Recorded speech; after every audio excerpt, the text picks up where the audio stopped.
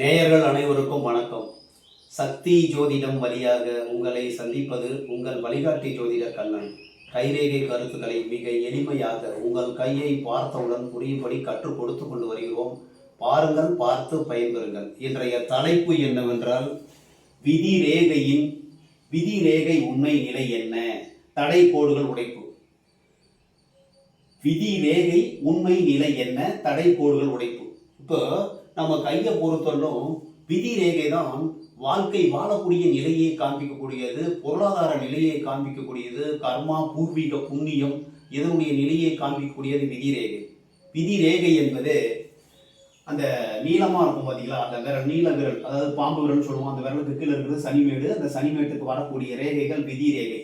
இந்த விதி ரேகை ஒரே மாதிரி எல்லாருக்குமே இருக்கிறது இல்லை. ஒரு சில பேருக்கு வளைஞ்சு இருக்கும், ஒரு சில பேருக்கு உடைஞ்சிருக்கும், ஒரு சில பேருக்கு விதி ரேகை இல்லாமே இருக்கும், ஒரு சில பேருக்கு தடை கோடு அதிகமாக இருக்கும், ஒரு சில பேருக்கு நேராக இருக்கும். இதெல்லாம் காரணம் என்ன அப்படின்னா, கர்மாவின் காரணம். அதாவது 3 வகையான கர்மா இருக்கு. அதாவது இப்போ ஆகமி, நம்ம செய்கிற கர்மா ஆகமி, நமக்கு இந்த ஜென்மத்தில் கொடுக்கறது பிராப்தம், நம்மளுடைய பிராப்த கர்மா. சஞ்சீவித கர்மான முழு, அதாவது நம்மளுடைய சேமிப்பு, கர்மம் சேமித்து வைக்கப்பட்டிருக்கு. நம்மளுடைய பிறப்பு மூலமாக அப்படியே வரியாக வந்துகிட்டு இருக்குது. அது நிறைய இருக்கிறதுக்கு வாய்ப்பு இருக்குது. அந்த கர்மாவின் அடிப்படையில் பிறப்பு ஏற்படுகிறது. ஒரு சில பேர் பணக்காரங்க வீட்டில் பிறக்கிறாங்க, ஒரு சில பேர் இல்லாத ஒருத்தரும் அது சமமாக இருக்கிற வயிற்றில் பிறக்கிறாங்க. அந்த பிறப்பு நிலை நல்ல உயர்ந்த இடத்தில் பிறந்தாலும் ஒரு சில பேர் தாழ்ந்து விடுகிறார்கள், தாழ்ந்த இடத்தில் இருந்தாலும் ஒரு சில பேர் படிப்படியாக உயர்கிறார்கள். இதனுடைய காரணம் என்னன்னா, ஆகவே உங்களுடைய செயல்கள் மூலமாக கைரேகைகளை பார்த்தோம்னா இந்த விதி ரேகை கரெக்டாக காட்டி கொடுத்துரும். விதி ரேகை நேராக இருந்துச்சுன்னா உங்களுடைய கர்மா நல்லா இருக்கு, முயற்சி செஞ்சீங்கன்னா வாழ்க்கையில நல்லா இருக்கும், கர்ம பாதை நல்லா இருக்கு அப்படிங்கிறத காமிக்குது. ஒரு சில பேர் முயற்சி பண்ணுவாங்க, ஒரு சில பேர் முயற்சி பண்ண மாட்டாங்க. அதுக்கு மற்ற ரேகைகளும் உதவி செய்கின்றன. நல்லா புரிஞ்சுக்கிட்டீங்களா? இந்த விதி ரேகை வாழ்க்கையினுடைய பாதையை காட்டுகிறது. ஆயுள் ரேகை உடல்நலத்தின் பாதையை காட்டுகிறது. புத்தி ரேகை மனோநிலை எப்படி இருக்கிறது என்பதை காட்டுகிறது. இறுதி ரேகை உங்களுடைய வாழ்க்கை, உணர்ச்சி, காதல், அன்பு எப்படி இருக்கிறது என்பதை காண்பிக்கிறது. திருமணத்தை காண்பிக்கக்கூடிய திருமண ரேகைகள், குழந்தைகளை காண்பிக்கக்கூடியது சந்திரமேட்டு சைடில் இருக்கிறது, கூட பிறந்தவங்களை காண்பிக்கிறது சுக்கரமேட்டில் இருக்கிறது, சுக்கரமேட்டு சைடில் இருக்கிறது. இந்த மாதிரி எல்லாமே சேர்ந்து தான் கைரேகை முடிவு பண்ணும். ஆனாலும் ஒரு சில பேருக்கு விதி ரேகை நல்லா இருக்கு, அவங்களுடைய கர்ம பலம் நல்லா இருக்கு, அவங்களுடைய முன் ஜென்ம கர்மா, அதாவது சஞ்சீவிதம் சொல்றோம் இல்லையா, அந்த சஞ்சீவித கர்மா நல்லா இருக்கு. சஞ்சீவித கர்மா நல்லா இருந்தும் ஒரு சில பேருக்கு தடை கோடுகள் வரும். இப்படி தடை கோடு வருது சார். தடை கோடு வரும் பொழுது உங்களுக்கு அந்த வயதில் நல்ல ஆழமான ஒரு வெட்டு அது மாதிரி இருந்ததுன்னா பொருளாதார தடை ஏற்படுகிறது, பிரச்சனை ஏற்படுகிறது. அந்த வயதில் பிரச்சனை ஏற்படுது அப்படிங்கிறத தெரிஞ்சுக்கலாம். பிரச்சனை வந்துருச்சுன்னா உடனே அழிஞ்சு போறதில்ல, அது உடனே பயந்துடக்கூடாது.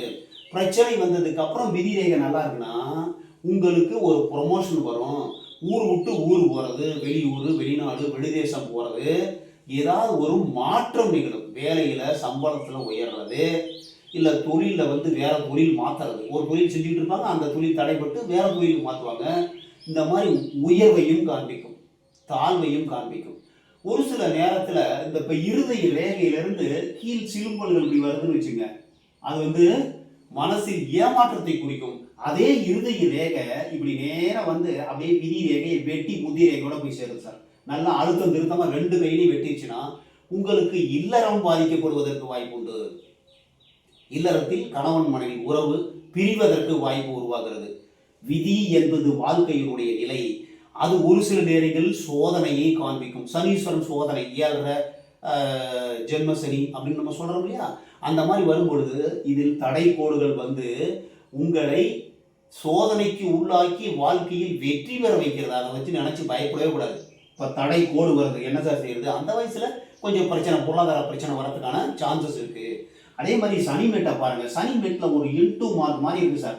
அப்போ விபத்து, வண்டி வாகனத்தில் விபத்து வரத்துக்கு வாய்ப்பு இருக்கு. எச்சரிக்கையாக இருக்கணும் அந்த வயசுல. அதாவது 50 வயசுக்கு மேலேயே எச்சரிக்கையாக இருக்கணும். ஒரு சில பேருக்கு இங்கே இன்டூ மார்க் இருந்ததுன்னா வாழ்க்கையில் ஒரு 30 வயசுக்கு மேலே எச்சரிக்கையாக இருக்கும், விபத்து நடப்பதற்கு வாய்ப்பு உண்டு. அதே மாதிரி இந்த விதி ரேகையில் திரிசூல் அமைப்பு இருந்துச்சு, ஜம்முன்னு வாழ்க்கையில் நல்லமைக்கு வரதுக்கு வாய்ப்பு இருக்கு. ஒன்று குருமேட்டை பார்க்கும், ஒன்று சூரியமேட்டை பார்க்கும், ஒன்று சனிமேட்டை பார்க்கும். அப்படிங்கும்போது உயர்ந்த வேலை, புகழோடு செல்வம், வேலை மூலமாக வருமானம், ஆக மொத்தம் சிறப்பான வருமானத்தை காண்பிக்கக்கூடியது விதி ரேகையில் திரிசூலம். அதே மாதிரி ஸ்டார் குறி இருக்கக்கூடாது. விதி ரேகையில் ஸ்டார் குறி இருந்தால் நல்லா ஸ்டார் ஆவாங்க. அவருடைய இறப்பு இப்போ ஒரு சில பேருக்கு முடிவில் வந்து ஸ்டார் குறி இருக்குன்னு வச்சுங்க, நல்லா ஜொலிப்பாங்க. வாழ்க்கையில் இறப்பு என்பது பிரச்சனையில் முடிவதற்கு வாய்ப்புண்டு. இது நிறைய ஆராய்ச்சி பண்ணி கண்டுபிடிச்ச முடிவு, அதை பார்த்துக்கணும். அதே மாதிரி சதுரம் இந்த விதி ரேகையில் இருந்ததுன்னா பாதுகாப்பு. எந்த வயதில் சதுரம் இருக்கிறதோ அந்த வகையில் பொருளாதார சூழ்நிலை கஷ்டம் வரும், அதிலிருந்து பாதுகாப்பு வருவதற்கு வாய்ப்புண்டு. முக்கோணம் என்பது ஆராய்ச்சி தத்துவத்தை குறிக்கக்கூடியது. அதே மாதிரி இந்த விதி ரேகை இப்படி வளைஞ்சி வளைஞ்சி வளைஞ்சி வளைஞ்சி வருது சார், இப்படி வளைஞ்சி வளைஞ்சி வருது. அப்போ கஷ்டம், துன்பம், உங்களுக்கு சோதனை காலம் வருவதற்கு வாய்ப்புண்டு. விதி ரேகை இப்படி விட்டு விட்டு வருது சார், இப்படியே விட்டு விட்டு வருது. இந்த வர வயசுல வருமானம் வரும், இந்த கேப்ல வந்து வருமானம் இல்லாத நிலை ஏற்படும். விபத்து, கஷ்டம், துன்பம், சோதனை வருவதற்கு வாய்ப்புண்டு. எச்சரிக்கையாக இருந்து. இப்போ 3 கர்மான்னு சொல்லியிருக்கேன்.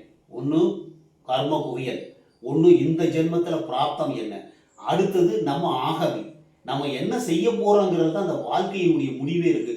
ஒரே நேரத்தில் ஒரே ஒரு தாய் தந்தையருக்கு பிறக்கக்கூடிய இரட்டை குழந்தைகளில் ஒன்று வாழ்க்கையில் உயர்ந்து விடுகிறது, ஒன்று தாழ்ந்து இருக்கிறது. அதற்கு காரணம் கையா பார்த்தோம்னா அவர்களுடைய முயற்சி, அவருடைய ஜீன்ல ஒவ்வொருத்தருக்கும் ஜீன்ஸ் வேறு, அதாவது அந்த கருகள் மாறுபடுகின்றன.